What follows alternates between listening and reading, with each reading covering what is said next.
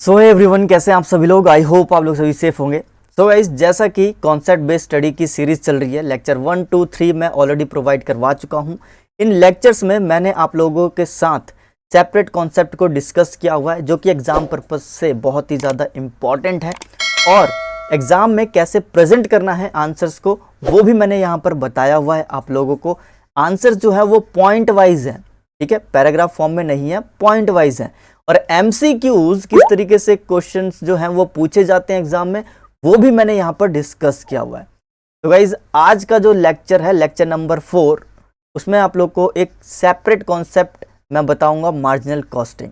जी हाँ, बहुत ही इंटरेस्टिंग और बहुत ही इंपॉर्टेंट कॉन्सेप्ट है ये। तो चलिए बिना किसी देरी के स्टार्ट करते हैं आज की ये वीडियो। उससे पहले मैं आप लोगों से एक रिक्वेस्ट करना चाहूँगा कि अगर आप इस चैनल पर नए हैं तो प्लीज़ सब्सक्राइब जरूर करें और दोस्तों के साथ शेयर भी करें। तो चलिए स्टार्ट करते हैं। मार्जिनल कॉस्टिंग क्या होता है, सबसे पहले ये जान लो। मार्जिनल कॉस्टिंग इज, क्या है marginal costing? The ascertainment of marginal cost. देखो, मार्जिनल कॉस्ट का असर्टेनमेंट है। अब ये मार्जिनल कॉस्ट क्या होता है, मैं आप लोगों से पहले ये डिस्कस कर लेता हूँ। तो गाइस देखिए यहाँ पर, what is marginal cost. Marginal cost क्या होता है, पढ़ते हैं जरा। Marginal cost include two types of cost. Marginal cost में दो तरीके की कॉस्ट को इंक्लूड किया जाता है। कौन कौन सी कॉस्ट है वो? First is fixed cost and second is variable cost.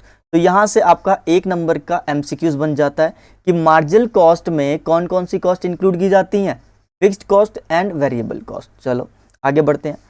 Fixed cost don't change, ध्यान रखना, चेंज नहीं होती है एज प्रोडक्शन इंक्रीज, जैसे कि प्रोडक्शन जो है इंक्रीज होता है। नेक्स्ट देखिए जरा, variable cost change with production volume. ठीक है, सुनो मेरी बात। अब क्या हुआ कि वॉल्यूम जो है वो 50,000 से यूनिट्स, और यहाँ पर फिक्स्ड कॉस्ट जो है 50,000 की 20,000 रुपीज़ है।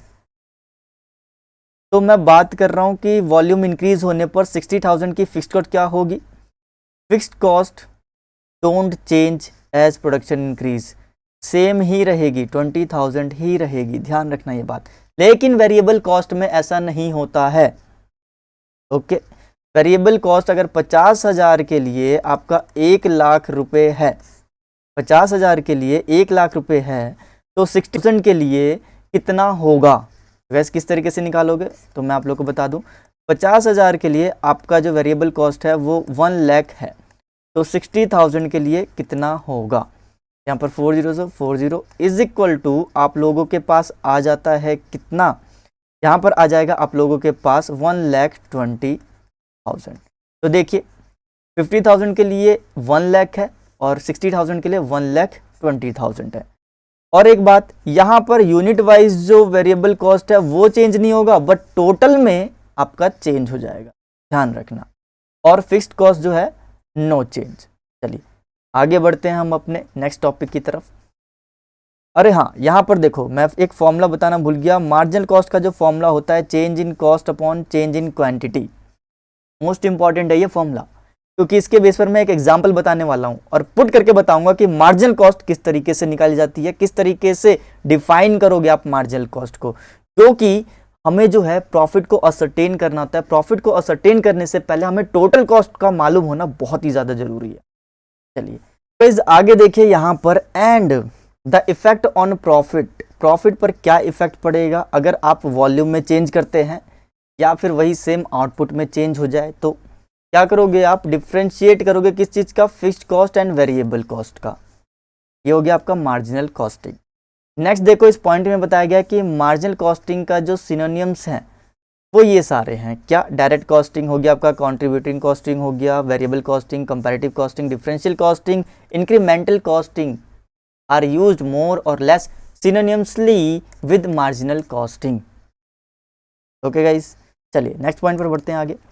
इट इज अ प्रोसेस, ये एक प्रोसेस है whereby cost are classified. देखो, कॉस्ट को क्लासिफाइड कर दिया जाता है किसमें? इनटू फिक्स्ड में और वेरिएबल कॉस्ट में, and with such a division, और डिविजन्स भी होता है इनका। So many managerial decisions are taken, जिससे कि मैनेजरियल डिसीजन जो है वो लिए जाए इनके बेस पर।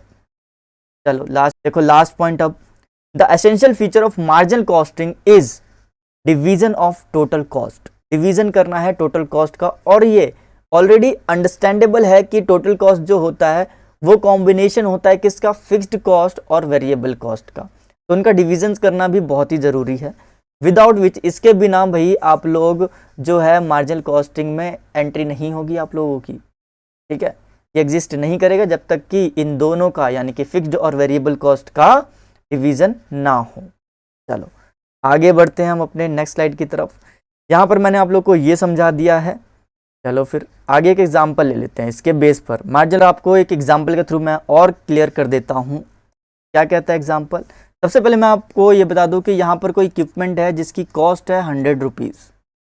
अब क्या होता है ये समझिए, ₹3 lakh in new equipment to increase production. देखो क्या होता है कि 3 लाख रुपीज़ जो है यहाँ पर इन्वेस्टेड कर लेना, इन्वेस्टेड किया जाता है न्यू इक्विपमेंट पर, जिससे कि प्रोडक्शन जो है वो इंक्रीज हो जाए बाय 5000 यूनिट से इंक्रीज हो जाएगी अगर आप एक इक्विपमेंट पर पैसा कुछ इन्वेस्ट करते हैं, खर्चा करते हैं। तो the total cost to produce another 5000 watches की बात हो रही है, यहाँ पर वॉचेस ही है, ठीक है, ये वॉचेस है, वॉचेस का प्राइस है, वुड बी 4,50,000।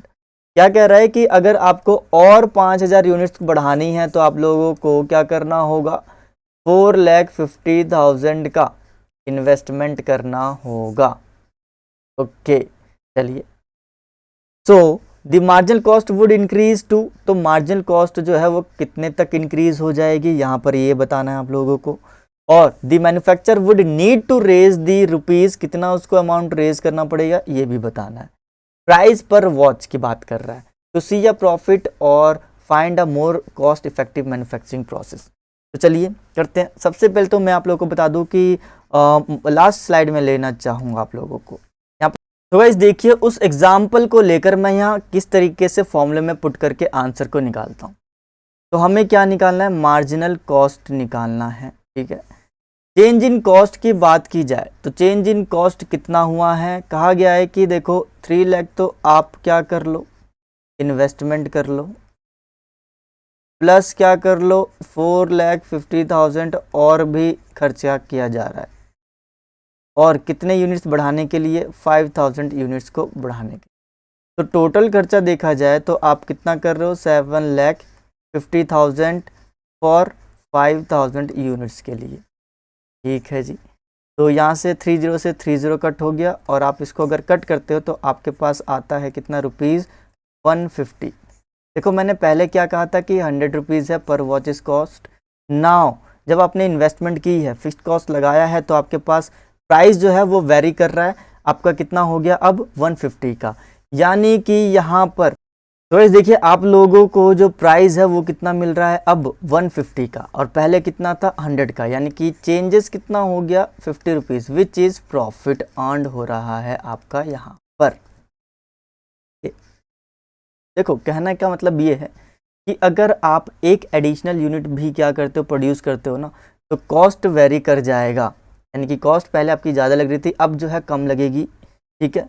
अब कम लगेगी कॉस्ट, जिसकी वजह से आपका प्रॉफिट क्या होगा, इंक्रीज हो जाएगा, ठीक है। देखा जाए तो प्रॉफिट जो है हमारा 50 रुपीज़ है, और वॉच का प्राइस जो है अब कितना करना पड़ेगा, 150 करना पड़ेगा। चलिए जी, आई होप आप लोगों को क्लियर हो गया होगा। आगे बढ़ते हैं। नेक्स्ट यहाँ पर पॉइंट आता है determination of cost and profit under marginal costing. किस तरीके से हम कॉस्ट को डिटरमाइन करते हैं, ठीक है, एंड प्रॉफिट को डिटरमाइन करते हैं मार्जिनल कॉस्टिंग। तो सबसे पहले गाइस सेल्स रिवेन्यू कहा जाए तो सेल्स, अगर मैं यहाँ पर जनरल सा लूँ फॉर्म मार्जिनल कॉस्टिंग की स्टेटमेंट, तो यहाँ पर क्या होता है, देखिए सेल्स में से आप माइनस करते हो क्या, वेरिएबल कॉस्ट। आपके पास क्या आ जाता है, कंट्रीब्यूशन, कंट्रीब्यूशन से माइनस करते हो क्या, फिक्स्ड कॉस्ट, और आपके पास फाइनली आ जाता है क्या, प्रॉफिट। तो सेम उसी तरीके से यहाँ पर कंसिडर कर सकते हो। तो गाइस देखिए यहाँ पर उसी तरीके से सेल्स हो गया हमारा, वेरिएबल कॉस्ट हमने माइनस कर दिए हैं, फिर आपके पास कंट्रीब्यूशन आ जाता है, कंट्रीब्यूशन में से आप फिक्स्ड कॉस्ट माइनस कर देते हैं, आपके पास प्रॉफिट या लॉस आ जाता है। बस इतना ही है ये कॉन्सेप्ट। ओके, आई होप आप लोगों को क्लियर हो गया होगा। चलिए अब थोड़ा सा और डिस्कशन जो कि वेरी इंपॉर्टेंट है यहाँ पर। देखिए क्या है, ऑलरेडी मैं बता चुका हूँ, लेकिन फिर भी एक बार मैं क्लियरिफाई कर देता हूँ आप लोगों को क्या कहा गया है इसमें। इसमें बताया गया है कि देखो क्या होता है कि वेरिएबल कॉस्ट वेरी करता है विद वॉल्यूम ऑफ प्रोडक्शन के साथ और आउटपुट के साथ, whereas fixed cost remains unchanged रहता है irrespective of change in volume और आउटपुट। तो मैंने ऑलरेडी आप लोगों को समझा चुका हूं कि वेरिएबल कॉस्ट जो है वो वेरी करेगा अगर आपके प्रोडक्शन में इंक्रीजेज होते हैं या फिर आउटपुट का वॉल्यूम जो है वो इंक्रीज हो जाता है, बट आपका फिक्स्ड कॉस्ट रिमेन्ड अनचेंज रहेगा। ठीक है, चलिए आगे बढ़ते हैं। It is to be understood that unit variable cost remain same ही रहेगा, जैसा कि मैंने आप लोगों को बताया था वहाँ पर 2 रुपीज़ आया था, लेकिन डिफरेंट लेवल्स ऑफ आउटपुट पर। ओके, ध्यान रखना। और गाइज एक बात और, टोटलिटी में देखा जाए तो चेंजेस होंगे, जैसे कि वहाँ पर आया था क्या 1 लाख और 1,20,000, ठीक, और यूनिट वाइज क्या था, सेम था। नेक्स्ट देखिए, total variable cost changes in direct proportion with the number of units के हिसाब से चेंज हो जाएगा। चलिए टोटल की ही बात कर रहा है, टोटल वेरिएबल कॉस्ट की, जैसा मैंने आप लोग को बताया। On the other hand the total fixed cost remains same रहेगा disregard of changes in units, while there is inverse relationship between the fixed cost per unit and number of units। Inverse relationship होता है, ध्यान रखना इस बात को। Units को लेकर चलोगे तो वेरी करेगा, अगर टोटलिटी में लेकर चलते हो तो सेम यानी कि रिमेन कांस्टेंट ही रहेगा, ध्यान रखना। सो गाइज आज का कॉन्सेप्ट जो है ये यहीं ख़त्म होता है। आई होप गाइज आप लोग को मार्जिन कॉस्टिंग बहुत अच्छे से समझ में आ गई होगी।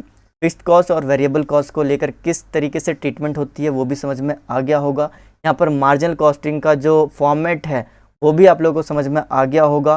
प्रॉफिट किस तरीके से डिटरमाइन किया जाता है वो भी आप लोगों को समझ में आ गया होगा। मैंने स्टेटमेंट के थ्रू आप लोगों को समझा दिया यहाँ पर, और वेरी इंपॉर्टेंट जो यहाँ पर था डिस्कस करने के लिए वो भी मैंने आप लोगों को क्लैरिफाई कर दिया है, और एक एग्जाम्पल के थ्रू भी मैंने आप लोगों को बहुत अच्छे से समझा दिया है। ओके गाइज, तो आई होप आप लोगों को समझ में आ गया होगा। फिर भी कोई प्रॉब्लम होती है तो आप लोग मुझे कमेंट सेक्शन में अपने डाउट्स जो हैं वो क्लियर कर सकते हैं। और गाइज़ अगर आप इस चैनल पे नए हैं तो प्लीज़ सब्सक्राइब करें, और PDF नोट्स चाहिए तो व्हाट्सएप करें मुझे, फ्री में ले जाइए आप लोग। और लास्ट जो है हमारे पास ऐसी ही वीडियो सीरीज़ नेक्स्ट आने वाली है बहुत ही जल्द। तो गाइज़ शेयर करो, सब्सक्राइब करो, और वीडियो पसंद आ रही है तो लाइक ज़रूर करो। Thank you so much for watching my videos. All the best.